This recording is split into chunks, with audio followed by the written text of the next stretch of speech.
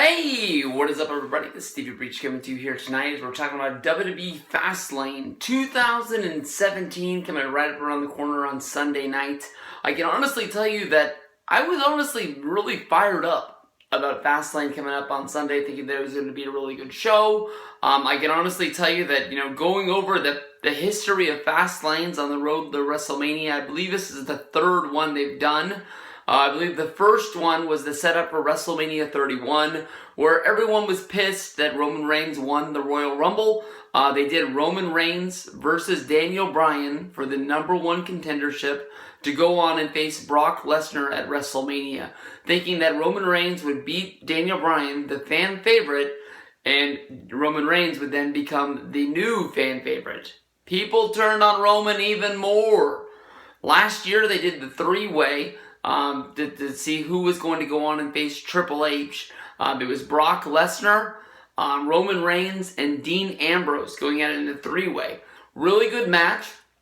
Honestly, the only match that I can remember. We had already seen Ambrose versus Triple H at Roadblock on the road to Fastlane. So we knew that that wasn't going to be a possible outcome. We knew that, basically Triple H had basically a whole year of holding Roman Reigns back. That was the easiest pick to go on to WrestleMania to face Triple H. And Brock, it just didn't make sense for him to win the match. So honestly, it was what it was. Both of those shows were beyond the point of average. This year, they took a shot in the dark. They brought back Goldberg, who hadn't been a part of WWE since 2003, I believe. And his build-up to Survivor Series was huge, to the point where they brought him back and they want to use him as much as possible. Definitely, I think when everybody saw the finish of Survivor Series, they were thinking of what was going to happen at WrestleMania 33. But here they are. They brought Goldberg back. They put him in the Royal Rumble. They're giving him a title shot at Fastlane against Kevin Owens, and then giving us the Brock Lesnar match at WrestleMania. I can honestly tell you that I'm 50-50. Some days I wake up and I think Goldberg actually is going to win the title at Fastlane. And some days I think that it just causes too much of a sticky situation where how do you get the title off of Goldberg? How do you get the title off of Brock? It's just safer to keep the belt on Owens. And more than likely with no Chris Jericho will interrupt this match. And, that will set up Jericho versus Owens. And then you also have Goldberg versus Brock at WrestleMania. Sort of leaving us with big moments and getting us to the next one. When I have those moments, honestly, I can honestly think that Fastlane's not going to be as memorable and it's not going to be as good. I think that definitely WWE cashed in and it is getting huge rewards on Goldberg. But to me, honestly, when I look at the rest of the show, I believe it has 9 matches, including the Fastlane Kickoff show. And a lot of them are matches that just, Sami Zayn versus Samoa Joe is possibly going to be a good match. But honestly, everything else that's on this show seems like an addition of Monday Night Raw. It doesn't seem like it's going to be going out and grabbing you at all. The Fastlane Kickoff is Rich Swann and Tozawa going up against, I thought it was Gallagher. But it's it's Brian Kendrick and Noah Dar. You also have them having their own Cruiserweight Championship match with Neville against Gallagher. 2 women's matches, Sasha Banks and Nia Jax getting to go at it on the main card after their Royal Rumble pre-show encounter. Then you also have Bayley versus Charlotte Flair for the Raw Women's Championship. Luke Gallows and Carl Anderson putting the tag titles on the line against Enzo and Big Cass. You've got Sami Zayn versus Samoa Joe. Roman versus Strowman in the sort of co-main event slot.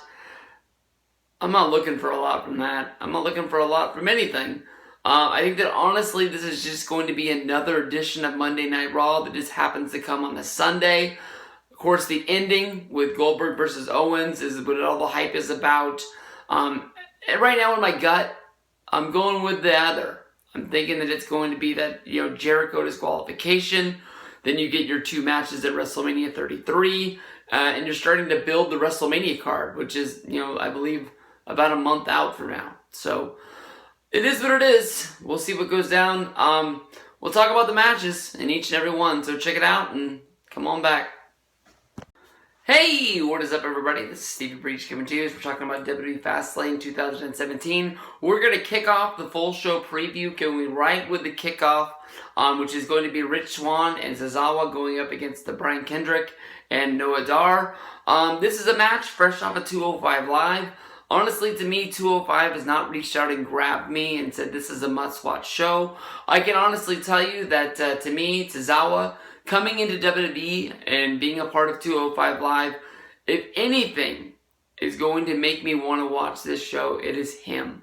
The previous, I believe, 2 matches that he's had on 205 Live, I've checked out both of them on the YouTube highlights that WWE uploads on Tuesday nights. To me, he's a really exciting guy, and I think he has more character, and I think he has just about more than anyone else does on the WWE's 205 Live main roster. A main roster, like we're talking about developmental. I fucked that up, I guess. But to me, honestly, I know about the Noam Dar and Cedric Alexander storyline, where basically Alexander gave up on Alicia Fox. Alicia Fox now is going with Noah Dar. I guess that he's a heel, but it doesn't really make any sense because he's taking good care of her and he treats her like a good woman. So he's on the heel side. So to me, it doesn't really make any sense. To me, when Cedric Alexander broke up with Alicia Fox, he sort of did it in a heel way, but he didn't really go anywhere. And now he's not even mentioned on this card. So I don't even know what's going on with Cedric Alexander. Rich Swann and Tozawa, I think, was honestly going to be a really good team, and we'll have to see what they can do from here. I think that you have to go with Tozawa and Swann getting the win in this match, just playing off the fact that Tozawa's hot, and you don't want to try to kill any of the momentum. I think that honestly, if anything is going to make me watch 205 Live, it's going to be him. There's not a whole lot more to say about this match. So we're just going to move on to the next one from here. One of the 2 women's matches that is going to be taking up the sort of undercard of Fastlane 2017 is going to be a rematch from the Royal Rumble, which happened on the pre-show. But now that here we are with the Monday Night Raw branded show, it gets bumped up to being on the main show. Sasha Banks going out and trying to get revenge over Nia Jax. The last time they matched up at the Royal Rumble, it was a very short encounter. Sasha Banks, who was coming into it basically injured in storyline, didn't really get any offense in against Nia Jax. With this being sort of a tune-up match on the road to WrestleMania, and with it being a rematch, I think that this is going to be a match that Sasha Banks has to win. Honestly, in my opinion, I think that this needs to be some sort of a gimmick finish where Sasha has to go over and above and beyond. I'm not looking for like John Cena versus Umaga in the Falls Count Anywhere match where basically, Cena ripped the ring apart, tore the turnbuckle and the ropes and wrapped it around Umaga and choked him out right there in the middle of the ring. But I think that honestly Nia Jax is being treated like a real monster of the women's division, and I think that she needs to be taken down in a real monstrous way. The early word is that, there's going to be a multi-woman match for the WWE Raw side, featuring Charlotte, Bayley, Sasha Banks, and Nia Jax going at it.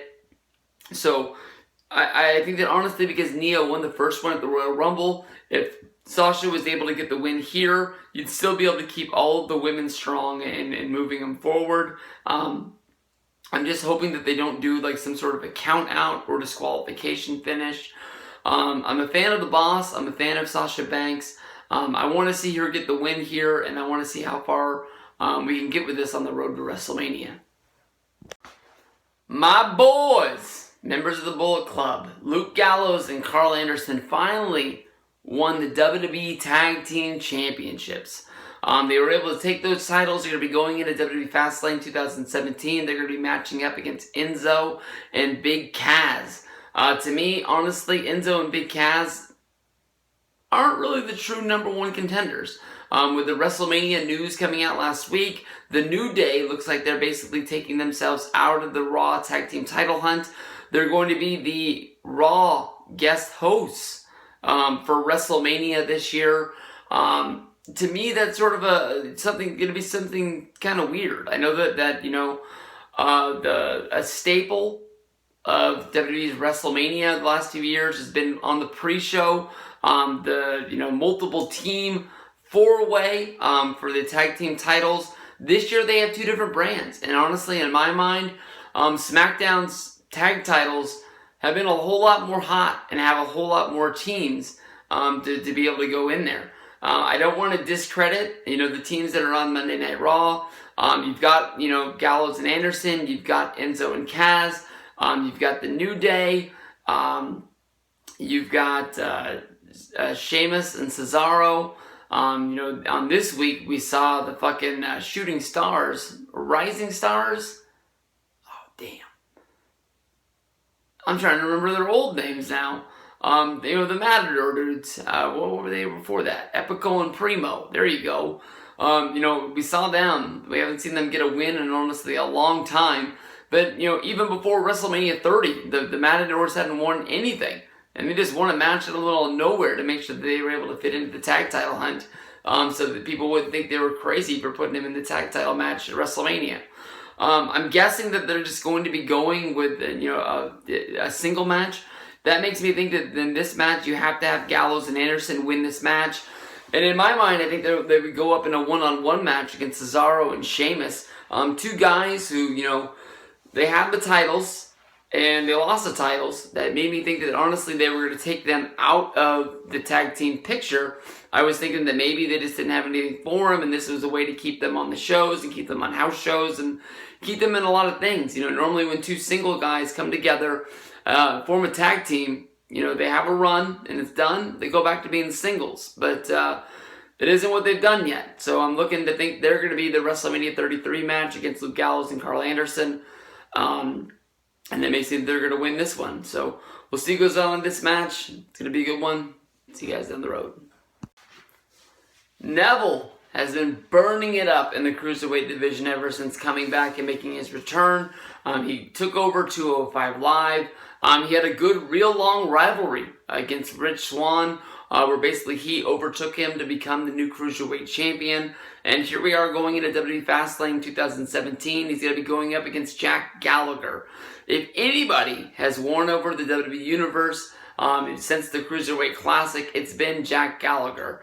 To me, honestly, if there wasn't a Cruiserweight division, if there wasn't that Cruiserweight Classic, and Gallagher was just the guy that came off the street, rose through the developmental, and got put on the main roster, I think that this guy, honestly, would be getting over, and people would be wanting to see him more. Since he's, buried on 205 Live, I think that, honestly, he is a definite fan favorite of the people that are watching.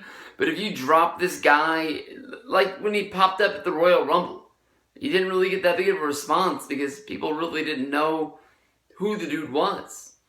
I'm not trying to knock him too much. To me, honestly, I mentioned this in the Kickoff special match where I talked about the fact that it was Rich Swann and Tozawa, and then you had Brian Kendrick and Noam Dar going at it. Where the hell is Cedric Alexander? I think that Alexander, honestly, is a really good rising star. There's a lot of good matches when I watch his highlights. I wouldn't be surprised if Neville is able to pull out the victory here. But as hot as Neville is, if anybody's going to beat him, Jack Gallagher, being the most over guy on the show, is possibly going to be the guy who does it. But then again, when I look at this guy, he's not a guy that you would think WWE would have faith in, that is going to be able to carry a brand. So I'm going to be going with Neville. I think that's the easy pick to keep the Cruiserweight Championship here, and see what happens in this one.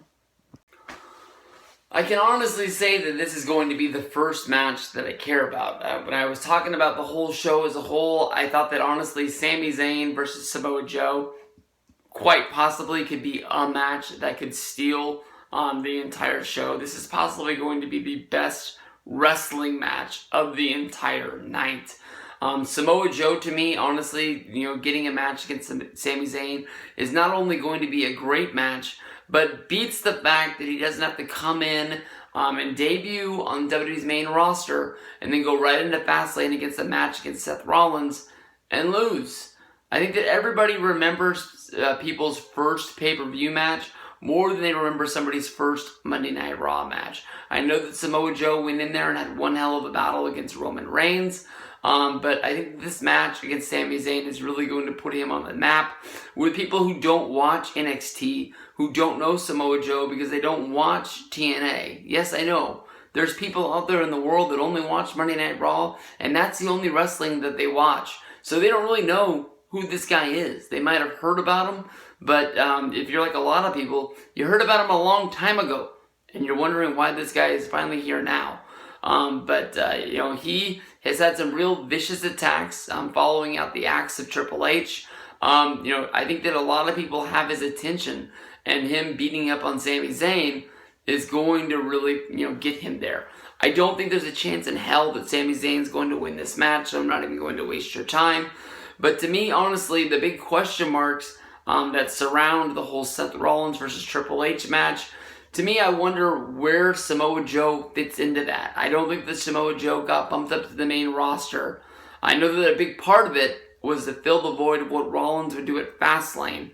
But at WrestleMania, does Samoa Joe just become the valet of Triple H, bringing him down to the ring and standing in his corner and making sure that Rollins is always having to watch his back and it's not really a one-on-one match? There has to be some sort of an outcome for where they go from here. I know that Triple H is going to wrestle at WrestleMania 33. He's probably not going to wrestle at the next pay-per-view. So maybe that's where we're going to get Rollins versus Samoa Joe. They always seem to deliver on the matches that they seem to think that we're going to. They've already got a full-on feud just basically set up. They just need to get the Triple H match out of the way. Then we can get to Joe versus Rollins and see how I said bad, but let's see how badass those matches are going to be, because I think that that's probably going to be a good 3-month build feud where they trade wins back and forth, but those matches are going to be something that really, really people remember over time. Woo! The pay-per-view streak is on the line. Charlotte Flair wants her Raw Women's Championship back, and she's going to be taking on Bayley at WWE FASTLANE 2017. This, honestly, is a match that just makes you just want to groan and just sort of shake your head. Charlotte Flair comes into this match undefeated on pay-per-view. She basically is the figurehead of the women's division. If I was Charlotte Flair, I would make sure I never defended my championship on Monday Night Raw ever again. Basically tell them that you're fucking Hulk Hogan and you're not working for free. You only work the big ones. Maybe find your way into some tag matches. Maybe you find your way into some non-title matches. But do not ever put your title up on the line. I think that honestly, Charlotte Flair has to be the heavy favorite in this match for the one reason that she's never lost a match on pay-per-view. And I don't think that if she ever loses a match on pay-per-view, it should be at a show like Fastlane. It should possibly be at WrestleMania. Maybe if it's not at WrestleMania, maybe it should be at SummerSlam. Her losing her first pay-per-view match after being built up like this is going to be something that people really want to remember for a long time. I'm not a big fan of the Raw Women's Championship, going back and forth. I am a real big fan of Bayley. I thought it was a really kick-ass, cool, moment when she won the Raw Women's Championship. But I can honestly tell you that even though I'm a fan, I groaned a few minutes after the match was done when I sort of realized what they had done. This is the third time in less than a few months, since August, I believe, that Charlotte has lost the title on an episode of Monday Night Raw, waited to the next pay-per-view, and got the win. Easy money here is to put your money on Charlotte to beat Bayley, and see where they go from there. Maybe they do a count out, maybe they do a smallest finish where Sasha Banks and Nia Jax come running in. but I don't think they want to, sort of put any discredit to the pay-per-view build and the pay-per-view, highlights of Charlotte Flair. They've built this record up. They're not going to want to take it away from her. You don't want to have a moment where it was like when Samoa Joe lost the X Division Championship in TNA, where they didn't, call out the fact that somebody had won the X Division Championship. They were yelling about the fact that, hey, Joe wasn't pinned, Joe didn't submit, so the streak still lives on. I think that honestly Charlotte's going to pin Bayley right there in the middle of the ring and show everyone that she's the Raw Women's Champion again. Man, they really built this matchup on Monday Night Raw. Roman Reigns versus Braun Strowman. They, put everything on the line in that contract signing. To me, honestly, I didn't even think that Roman Reigns versus Braun Strowman was that big of a match, that you needed to have a main event contract signing on Monday Night Raw. But then again, they didn't really have anything left that was left in the tank. Braun Strowman has beaten every local Joe in town. He's beaten the guy on Monday Night Raw that delivers the beer. He's beaten the guy that brings in the hot dog buns. He's beaten the guy that fries up the hot dogs in the merch stand. He's beaten just about everybody. He's moved on. He's beaten a few stars here and there along the way. But Roman Reigns is the biggest first test there is out there for Braun Strowman. When I think about this match, there's a lot of different directions that they could be going. They played everything out on the edition of SmackDown. I was thinking that honestly, when you look at the number one contenders match between AJ Styles and Luke Harper, that, maybe if Luke Harper was able to beat AJ Styles due to maybe some outside interference or, somebody like Shane O'Mac sort of, taking the attention away from AJ Styles. If Luke Harper was able to win that match and be able to be part of that main event match, making it a three-way with Bray Wyatt and Randy Orton, maybe they would bring in the rest of the Wyatts to play.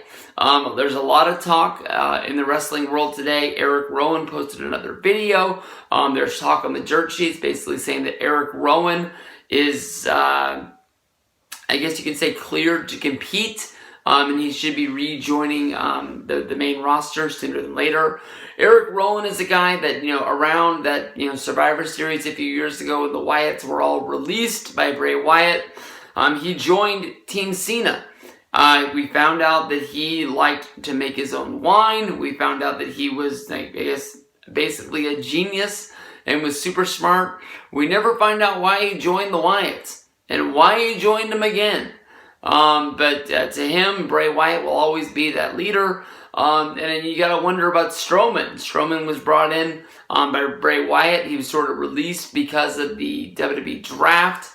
I think that honestly, there's no doubt in my mind that Roman is winning this match. And if Strowman does lose, where does he go from here? We've seen that on Monday Night Raw, they're sort of starting a Strowman versus Mick Foley feud. That makes me wonder, is Strowman basically going to get traded because Mick Foley can't control him? Is Strowman's not going to fight Foley, but somebody or something has to take him off of the show. There's words out there that after WrestleMania, Mick Foley needs to take some time off because he's going to be getting hip surgery. And what is going to be the reason that they write him off? It's not just going to be like Mick Foley quits.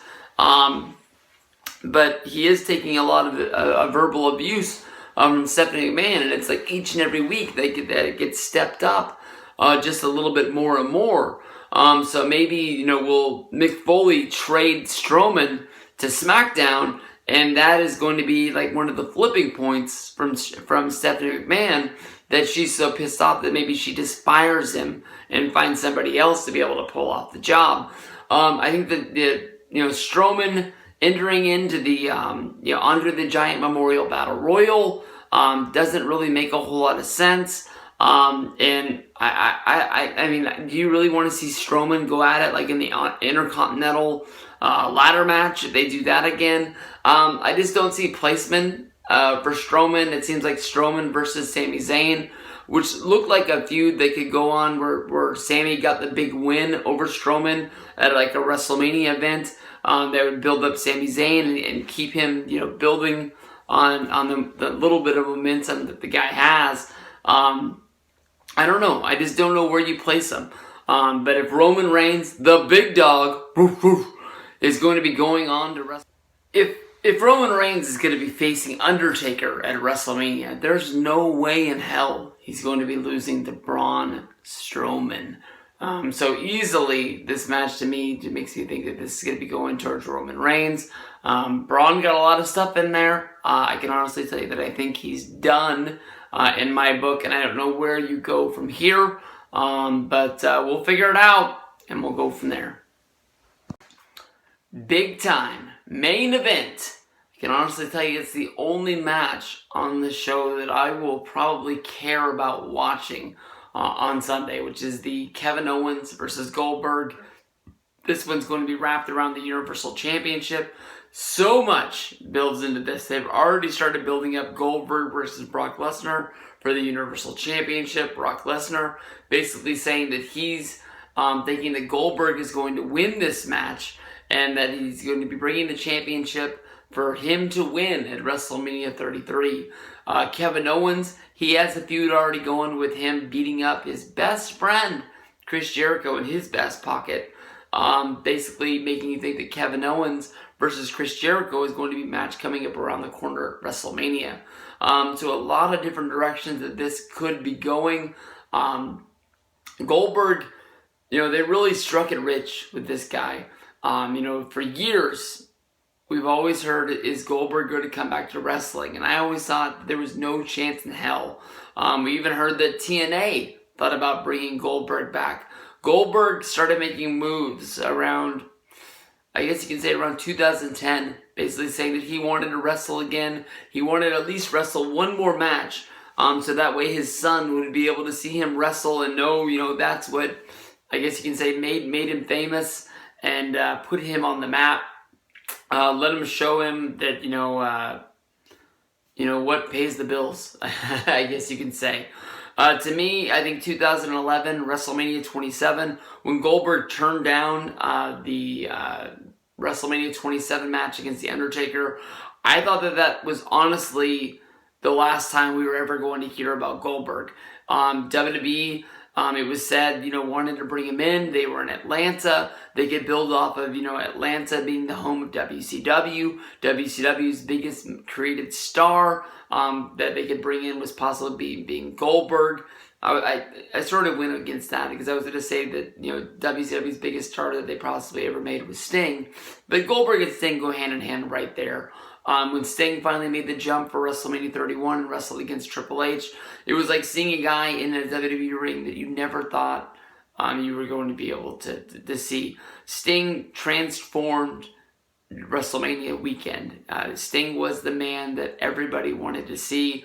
I think I liked that match. I've only saw it once live, and I've seen it once back, I believe, on the Blu-ray. But the way they transformed that into the Monday Night Wars with Triple H against Sting, and then also bringing in the NWO versus DX, two matches that were thought about as dream matches. Being able to see them live, and Shawn Michaels, Kevin Nash, Scott Hall, Hollywood Hogan, having all of those guys out there really made that a bigger match. Goldberg coming in. Even when he was standing in the middle of the ring there in Denver, delivering the promo, basically saying that he was answering the challenge of Brock Lesnar, I'm looking at it and I'm thinking there's no way in the world that this is real. There's no way in the world that this is actually happening. Everybody knows how bad the breakup was between Goldberg and WWE. Basically, Vince didn't want him there. Triple H didn't want him there. Goldberg didn't want to be there. It was a 1-year trial plan to go in. WWE needed something that was going to give them a kick in the pants. And they thought that Goldberg, a big star from WCW, was going to do it. They did everything in their power to try and get him over and get him to the point where he was going to be there. But at the same time, that you had, Triple H wanted to be the man of Monday Night Raw. Goldberg won the title. Triple H won it back. Goldberg has gone on to say that the run that he had in WWE was nowhere near what it was supposed to be. He was actually sort of recruited by The Rock, and he was supposed to have a series of matches that covered a year against The Rock, but The Rock took off to go make movies, and he wasn't around, so they had to sort of fill in the gaps with what they had. But I thought there was no way in the world we were ever going to see him again. And him coming in, getting a Universal Championship match against Kevin Owens, main eventing pay-per-view in 2017 is fucking huge, and it's a big deal. I don't think he's going to win. If I had to put money on it, I would think that this match is easily going to end in a disqualification. I think that Brock Lesnar possibly could even be a part of this match. I think that Kevin Owens could be a part of this match. I think that the Fastlane is basically a 3-hour commercial for Monday Night Raw to hype up WrestleMania, and that's just what it's going to be about. I apologize. I can honestly tell you that these number of Fastlane videos were way shorter than they normally were. I think that this is just a pay-per-view I'm not really that excited for, and I apologize if it wasted anybody's time.